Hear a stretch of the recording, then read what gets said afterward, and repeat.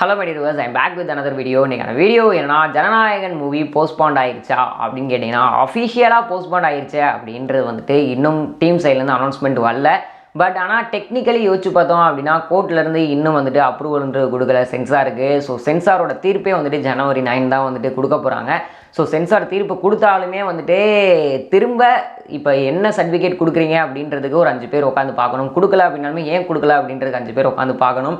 So பார்த்துட்டு அந்த சர்டிஃபிகேட்லாம் ஓகேவாகி வரதுக்கு மேபி Jan 10 அப்படி இல்லைனா அந்த 14 அந்த ரேஞ்ச் ஆகிடும்.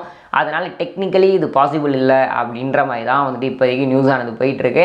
ஸோ டீம் சைட்லேருந்தும் கூடிய சீக்கிரம் வந்துட்டு இந்த பிரச்சனைலாம் முடிஞ்சதுக்கப்புறமா என்ன அப்படின்றத சொல்லுவாங்க அப்படின்ற மாதிரி தான் வந்துட்டு வெயிட் பண்ணிக்கிட்டு இருக்கோம். ஸோ அது மட்டும் இல்லாமல் வந்துட்டு இப்போ டிக்கெட்ஸ் புக் பண்ண ஃபேன்ஸாக இருக்கட்டும், இல்லை தேட்டர் ஓனர்ஸாக இருக்கட்டும், ஸோ மேசிவான டிக்கெட்ஸுன்றது வந்துட்டு புக் ஆகிருக்கு. ஸோ இதெல்லாம் வந்துட்டு எப்படி பண்ண போகிறாங்கன்னு தெரியல. இப்போ ஒரு சில தேட்டர்ஸில் வந்துட்டு அஃபிஷியலாக ரீஃபண்ட் பண்ணுறோம் அப்படின்ற மாதிரிலாம் வந்துட்டு சொல்லிட்டாங்க.